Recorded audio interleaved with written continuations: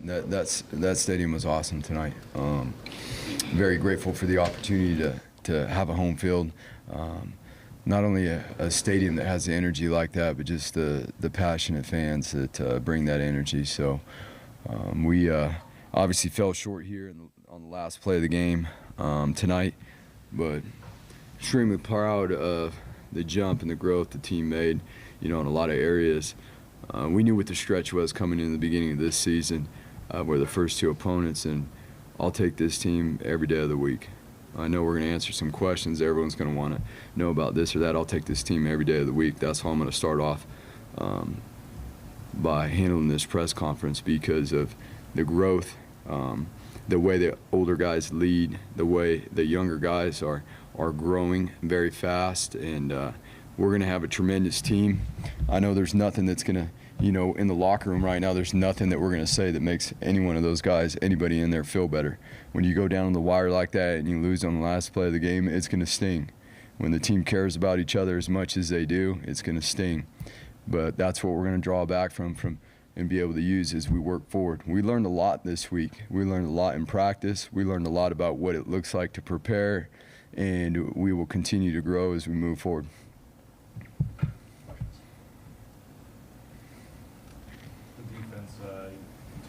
Obviously you have some yards, but for the most part, really in the red zone, you got some turnovers and a fourth down stop, and really 3 or nothing a lot there. What did you make of it?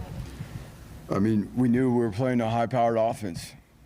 They had 700 and something yards last week, so we knew we were going to have to play really well in the red zone. They were going to get their yards, and I really love the way the defense played down there tonight. We spent a lot of time this week prepping to be good in the red zone, knowing that we were going to be in those situations, and it was awesome to see the way we got those turnovers again, the stop on fourth down.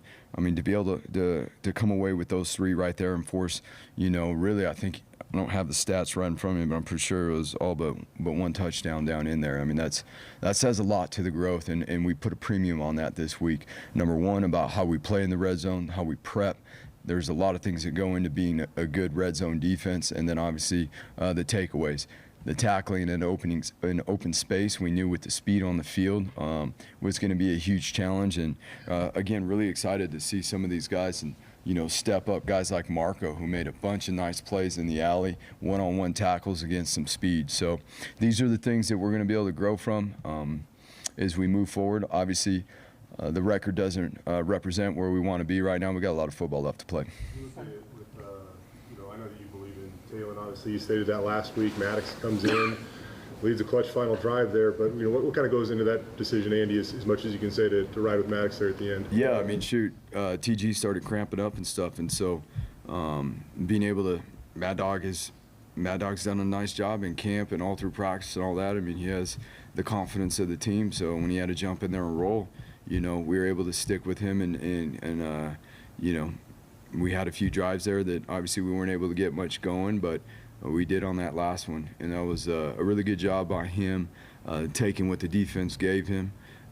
Big time play to Steph, and what an extraordinary effort by Steph to run out of that tackle there and get us in position to get ahead at that point.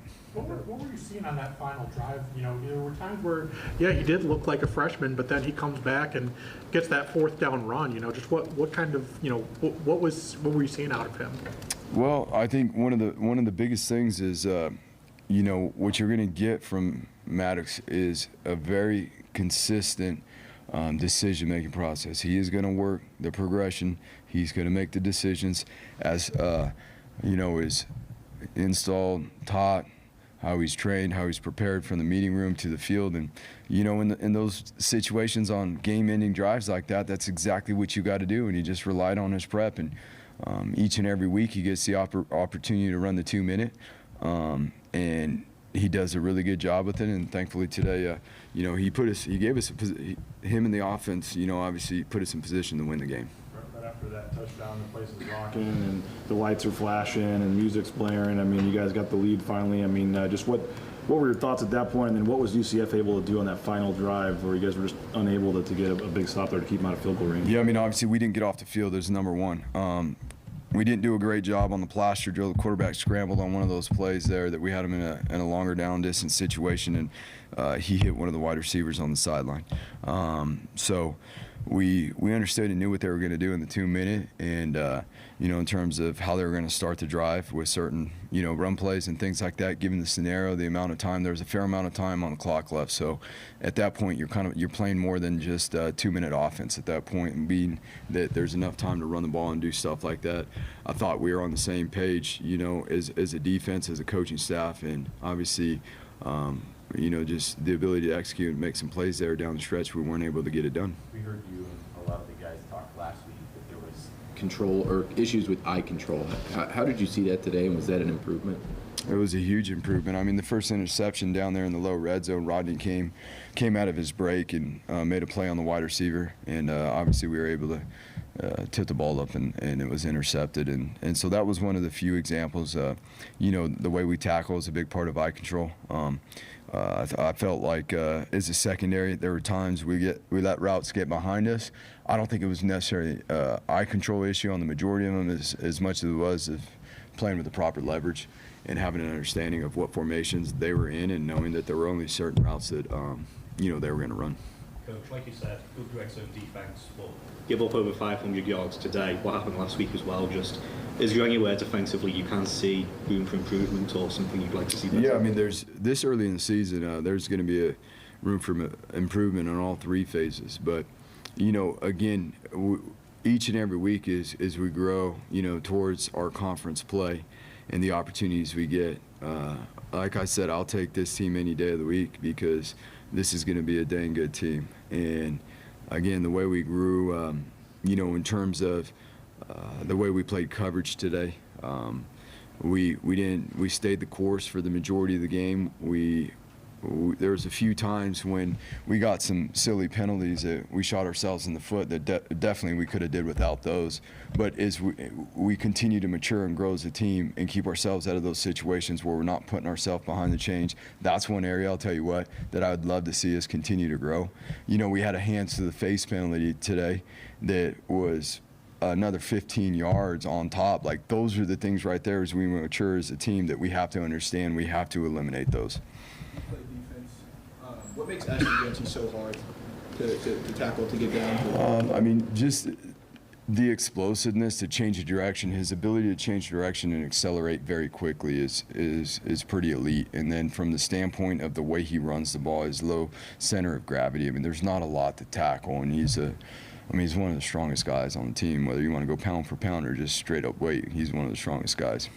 I mentioned in the opening statement, you kind of knew what you guys were getting into to start the season here with these 2 games, obviously. And but this team hasn't been 0-2 around here in a long time. I mean, what's your message to the fans, I guess, and just people that aren't used to seeing? Yeah, that's what we already talked about. I mean, 0-2 isn't like, that's definitely not the place we want to be. So I think one of the biggest things that we get to learn from coming out and playing the number 10 team in the nation, and obviously a team that is another Power 5 school. And so the opportunity to grow this team forward is going to be the priority.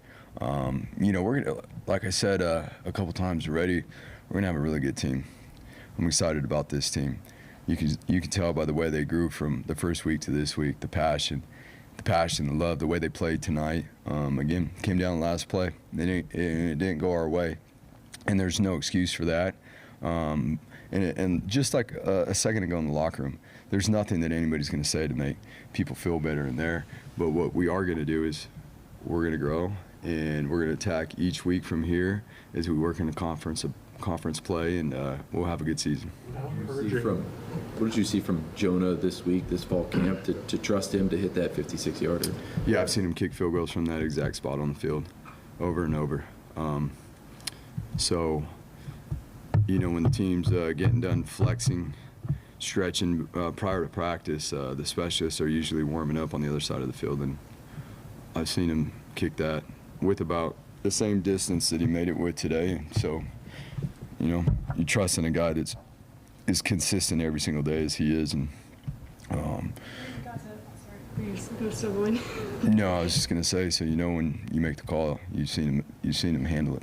Reese got his first carries today. You know, what potential do you see for him moving forward? Yeah, there were some flashes there, from him. It's just another one of our, a guy that we've recruited here recently that's young talent that's developing, that's going to have a bright future. And we're early on in the season, so it's good for him to get some of these reps early on so that he can continue to gain the experience as we move forward and proving to be against a Power 5 team, an explosive runner, and to be able to do some things. But, naturally it takes the reps within practice and banking those and getting the experience of handling it. But getting in that game today and doing what he did was huge.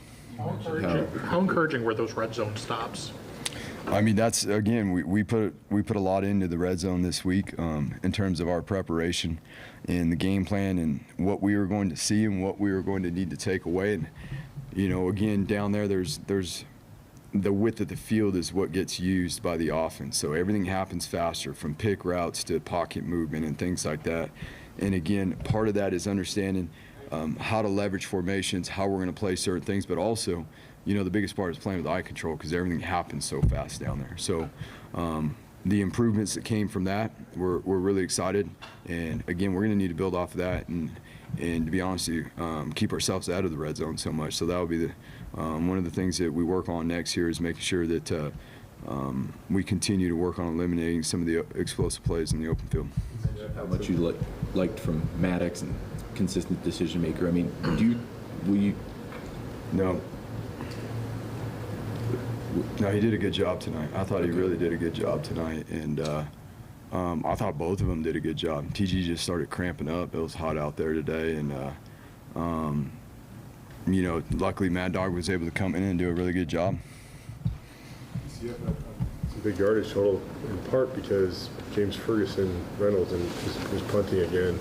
How impressive was? Yeah, I mean what James what James has been able to get done, and they came after it. They came after it early on, and so not only with James but with the Ali protection, and that's what we call our punt team. The way they protected early on, and then getting in the coverage because they got some explosive returners back there. That's another huge part of it. James did a nice job with his placement, a nice job changing up the actual kicks so they weren't going to be able to be fielded. Like there's things that go into this that maybe a lot of people don't realize, but we're excited about what he's doing, and we got to continue to use that as an advantage for us because, I mean, shoot, the average for him was 50 yards again this week. That's pretty elite. I mean, Steph had that play that he made at the end of the game that was great.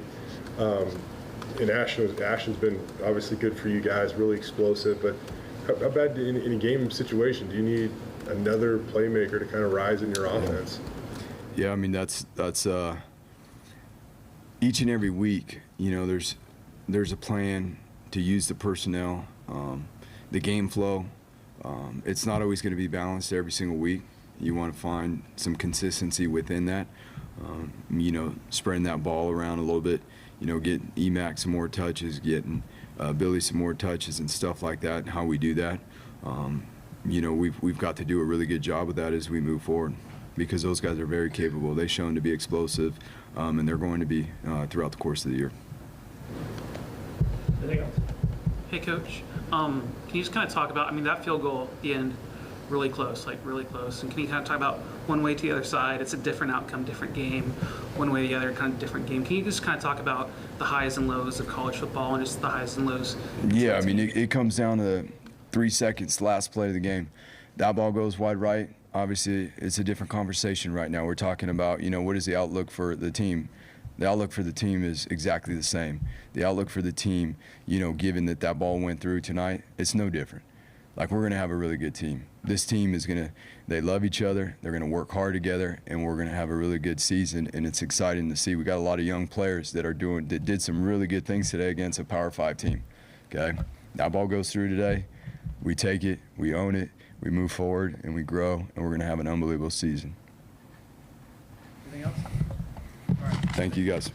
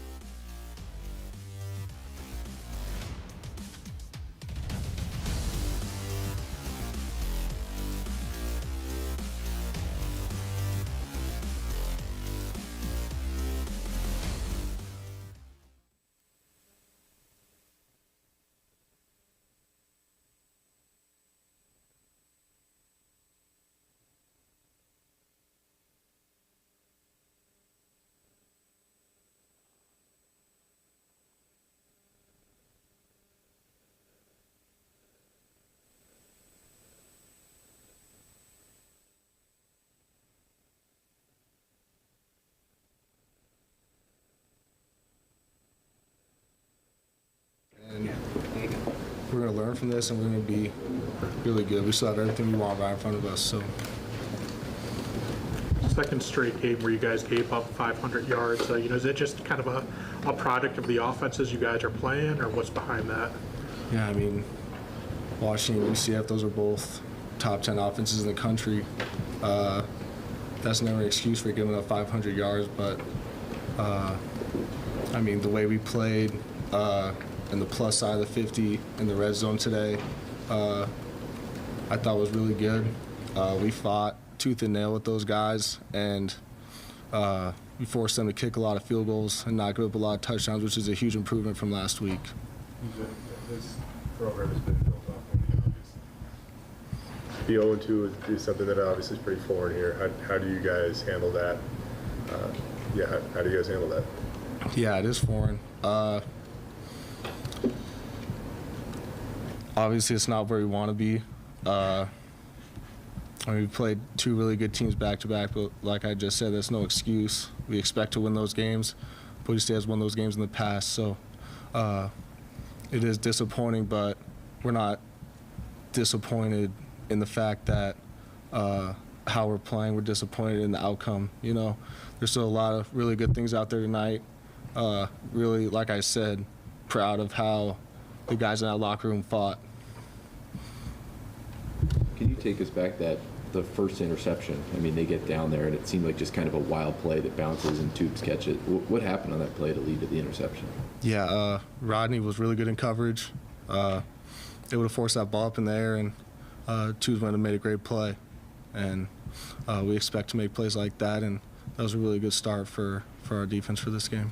I know it's the other side of the ball, but we only get two of you, so ask you about Maddox and what he did coming off the bench, especially his final drive to give you guys the lead there. Yeah, Maddox is awesome. He's been doing stuff like that all camp. Just the fight he showed, especially on that 4th and 2 run. Sorry.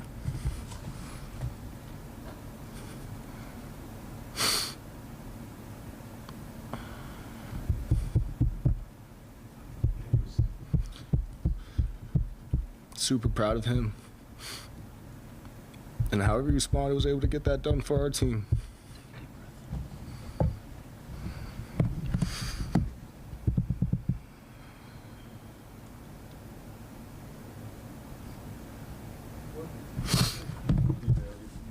Marco probably played the best game of his college career.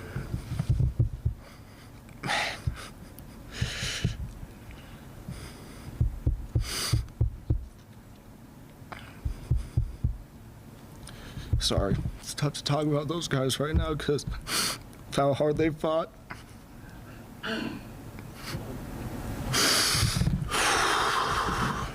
We didn't get the outcome we wanted, but also extremely proud of Marco. He's a guy that had his season ended due to injury last year and has done nothing but fight his tail off to get back for this team.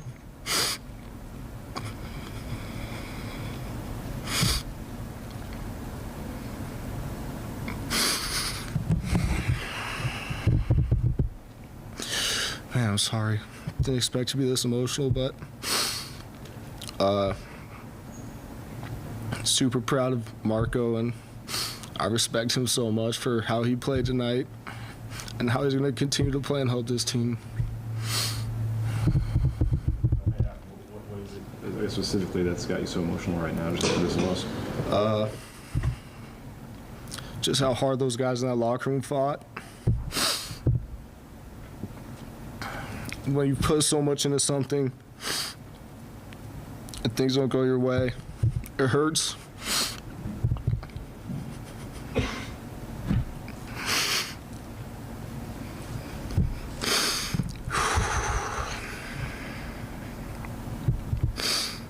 And our guys put a lot in this week, so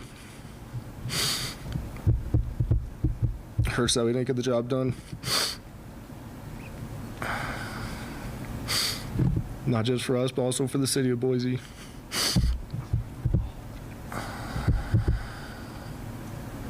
Anything else? I guess just one, it's written up there on the wall to win the Mountain West Championship. That's why you came back, and that's why a lot of other guys came back. To know that goal tonight last week, none of that impacted your guys' goal. And is that still, kind of nice to know that your goals are still ahead of you? Yeah, that's the message right now. Everything we want is still right in front of us. So we're going to focus on that. We're going to learn from these past 2 weeks, and we're going to get after it in conference play. Start. Thanks, DJ. Appreciate it. Thank you, guys.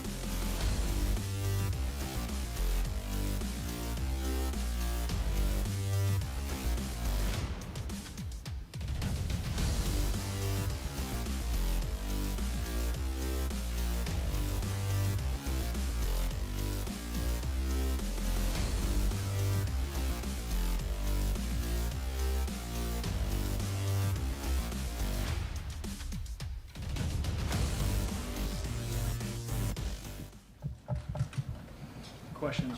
Have you really changed your name to Mad Dog, or is it still? No, it's still Maddox. Can you take us back to the moment when you learned you were going in the game? I mean, it was one of those things that I made contact with Talon, like eye contact, and I could tell that he wasn't feeling at 100%. But it was one of those things I just, all week it's prepare like you're the starter. So stepping in, it was just something that I had to do. There was no other option. What was it like? The moments that you put yourself in tonight, 4th and 2, you scramble, you pick it up, the throw you hit to Steph Cobbs, obviously, on, was that 3rd and long, 2? I can't even remember, but like, what was it like to be in those moments? Obviously, it was definitely a nerve-wracking thing with stepping in, but all week we built trust with each other. I mean, this unit especially is full of love. So it was one of those things that's like, offensive line stepped up on that 3rd and long to Static. Static made a big play. Obviously broke a tackle. It's one of those things that it just relying on those other guys to step up and make big plays when it needs to happen. Just talking to DJ, he's a 6-year linebacker, and we kind of asked him about your effort, especially on the 4th and 2, and he was like moved to tears. What have you done to obviously earn the trust of, a guy like DJ Schramm? I mean, it's one of those things like, I love DJ, and it was from the very first day that I stepped in this building. As the leader he is, he stepped up and gave his hug, and like I just said, it's not just a unit, it's almost this whole team. It's completely full of love. And I mean, he said it best, like him getting teared shows like that he loves this program, and obviously it's handed down. Like, I love this program, and I know how to do anything possible to do, like go out and try my best to win this game. In 2 games, you guys got 35 points on offense. We obviously haven't seen the offense you guys expected to have here. I know you're playing some good defenses and stuff, but what have you seen through 2 games offensively? I mean, offensively, it's just, I think we're doing a great job, and we're missing like those little bit of big plays, but there's not much to say about that. It's just we got to be more consistent in certain things, and we'll get there. It's something that we obviously have done and we will do to moving forward. I mentioned the nerves, and kind of after every play where it seemed like those nerves were showing, it almost was like you took a breath and you kind of came back the next play and just made a big one. I think like there was one where you tripped on your feet, and then next play came back and made that 4th down. Just what were you telling yourself in those moments, and how were you calming yourselves down? Right. I mean, like you just said, it's a deep breath. It's one of those things. It's like a reset after every play. Here, it's just one of those things. It's like play by play is what has to happen, whether it's a failure of a play or a big play. It's just a next play mentality. Can you take us through the play to Steph there, and start to finish when you saw like he hit that edge and he was clearly gone, but just take us through your vision of it. I mean, it was 3rd and long, I think, right? And it was just one of those things that's like we have to convert. Obviously, we were playing 4 down there, but we had to convert. And it was the perfect play call, perfect look, and obviously it was just Steph and I actually, we ran that play earlier in the week, and it was one of those things that was just like, I mean, it's practice the game, and it was the biggest play of the game at that point, so. A couple plays before that, it's 4th and 2. Looks like the play doesn't go how you want it. All of a sudden, you're running out. Can you take us from there, your perspective of what happened? I mean, 4th and 2 is probably around 3 minutes left, something like that. Obviously had to convert. It's one of those things that's like competitive-wise, I had to be there, and first read wasn't open, second read wasn't there. I had to do something with it, so. When you put your shoulder down like that, I mean, that's going to be on the Maddox Madsen highlight reel forever. Is that just kind of the dude you are, that competitive, that, willing to put your body on the line? Yeah, I mean, I think it starts everywhere around here. It's competitive nature, so building each other, yeah, I would say competitive. You seem like you've been confident and capable since you arrived here, but like, how much did you have to have this moment to kind of prove it to yourself that you could do it at this level in that moment in front of a packed house, and how much will this help you grow from here on out? Yeah, I think this is obviously a big growing point. I mean, the one thing that I've learned from this the most is just relying on others, and I think I kind of inherited that when I first got in here. It was like, rely on the guys behind you. Obviously, this place is full of playmakers, so it's one of those things that's just relying on those guys with the full ability of trust. You guys haven't been 0-2 around here in a long time. I mean, how do you just feel, I guess, about the rest of the season and where you guys are at right now? I mean, our goal is still in front of us. We still have the Mountain West Championship. We've played 2 good football teams the last 2 weeks, like 2 really good football teams. So I don't think anyone in this building should worry. I think we have a good shot of doing what we still need to do, and we will do it. And you made your college football debut last week. What's kind of the biggest thing you've learned in the last 2 weeks? I mean, I think it's more just like kind of what I just said, is just relying on other people. Like, there's not much that you can do as a solo person. I mean, relying on other people at all times is what's got to happen. That first drive, I mean, you ran it a couple times or whatever, but you go on the sideline. I'm not sure if you know you're going to go play the rest of the game or anything, but when you do learn that, hey, I might have to go a couple drives here, was there a little more ease knowing that, hey, I can take control a little bit? Yeah, obviously it was just one of those things that's like, I mean, deep breath, play by play. I mean, I didn't know if I was going back in, but it was one of those things like, if I'm going back in, I had to make plays, so. Anything else? All right, thank you all. Thank you, guys. Thanks, man.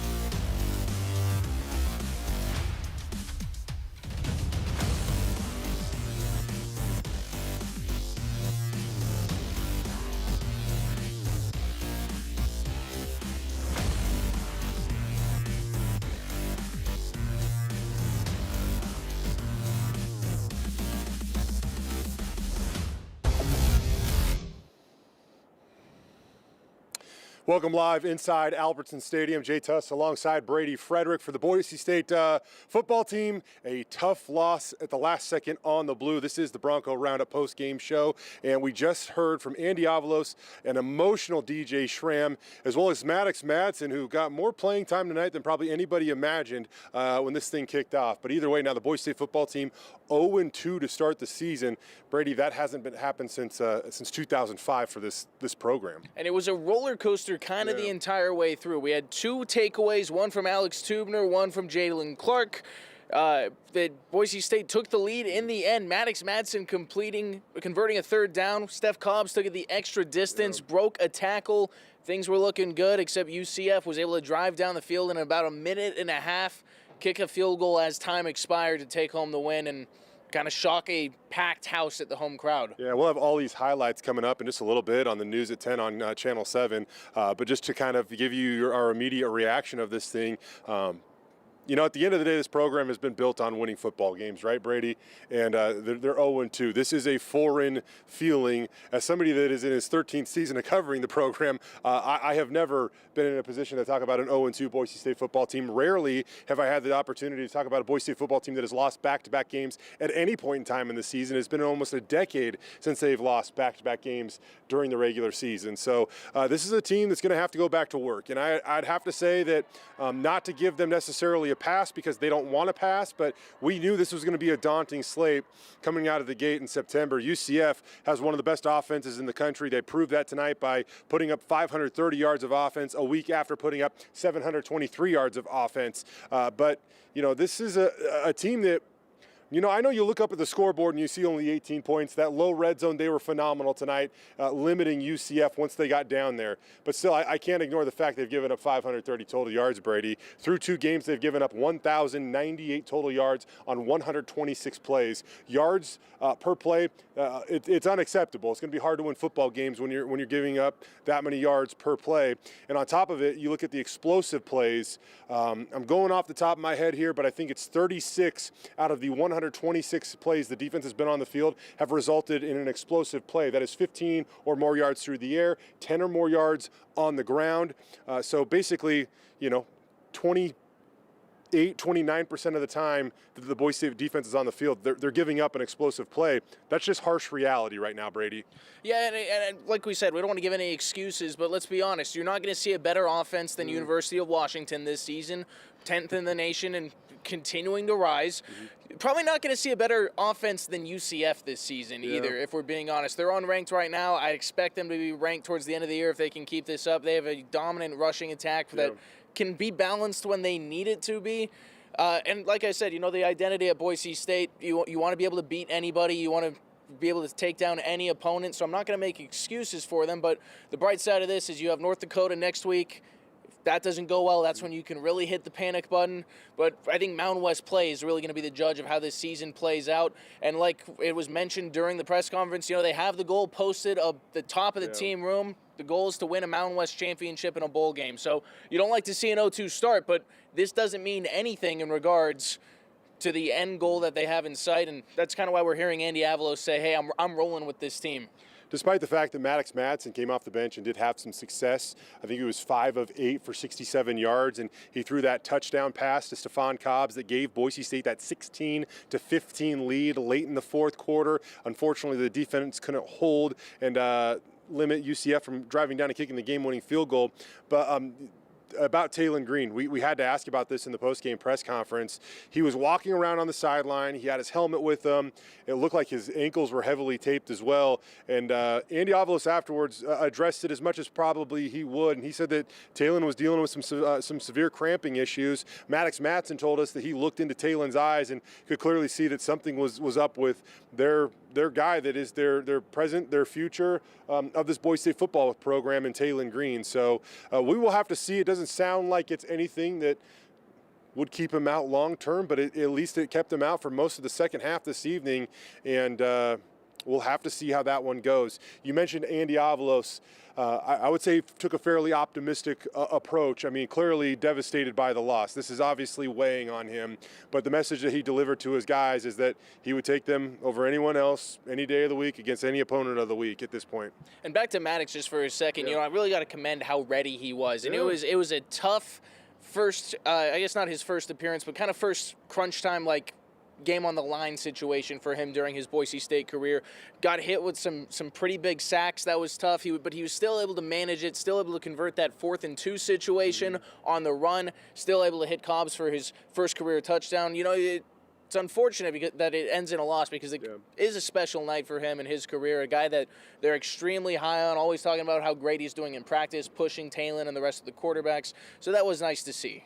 I also mentioned that we heard from DJ Schramm in the post-game press conference, and if you tuned in time to see that, man, you might have been moved to tears as well. DJ having a tough time getting much out during the press conference.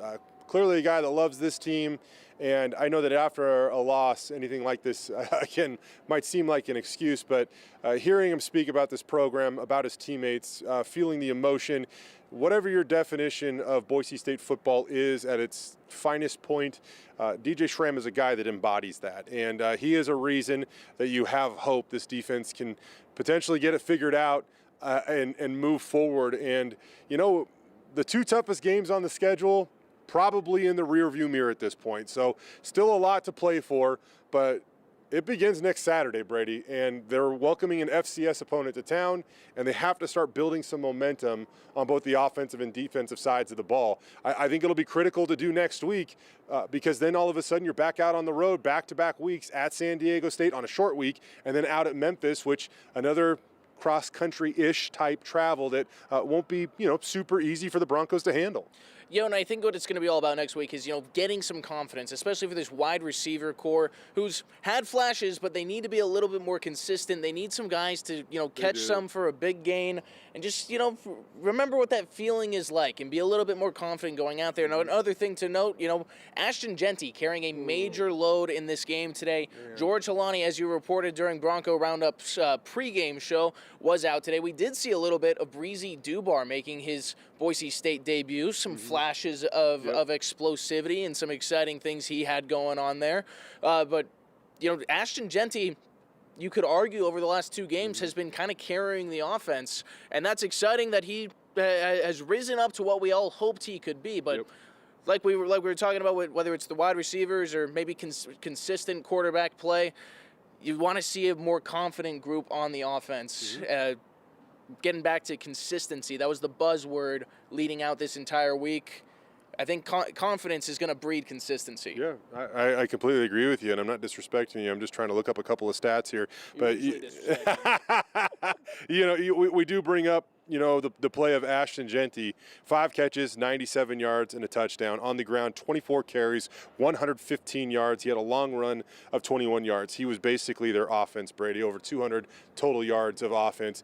And, up until Steph Cobbs there with about 2 minutes to go found the end zone, through the first 7+ quarters of the season, Ashton Jeanty was still the only Bronco that had found, pay dirt so far this season. So they do need some playmakers to gain that confidence and step up. Andy Avalos stressed that they need to get Eric McAllister more touches, and even a guy like Billy Bowens, who in his 6th season has gotten off to a pretty slow start. Only had 3 catches on 8 targets up at the University of Washington, a couple of drops in that game. Didn't have necessarily didn't have a catch tonight. So those are 2 guys that they need to get rolling in order to get this offense rolling. On defense, Shea Oladipo, 10 tackles. I thought that Rodney Robinson bounced back a little bit after a rough week last week. He had 7 tackles. Probably not going to get credit for the interception that Alexander Tubner. Part of that, though. Yeah, exactly, but he was, and he drew a lot of praise for his effort on that play to tip the ball in the air and allow Alexander Tubner to come down with it.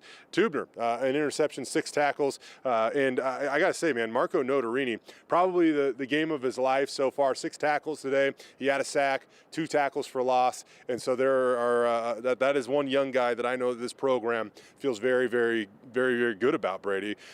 So yeah, we'll see how Boise State can respond. This is one of the toughest positions they've been in quite some time, and you know that they're not going to sleep, man. They're going to go to work at this thing.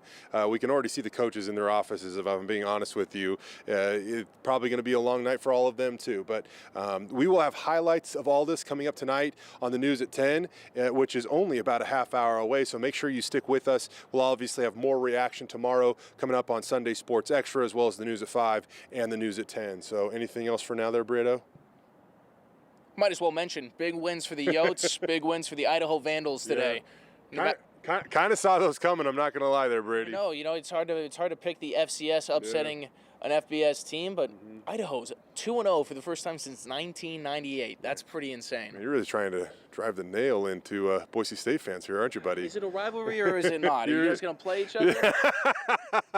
I love it. I love it. Again, highlights tonight coming up on the news at 10 and more extended reaction tomorrow on Sunday Sports Extra. For photojournalist John Mark Crum, as well as Brady Frederick and our lovely producer back in the studio, Danny Alsup, I'm Jay Tuss. This is the Bronco Roundup post-game show. We'll see you coming up in just a little bit tonight on the news at 10.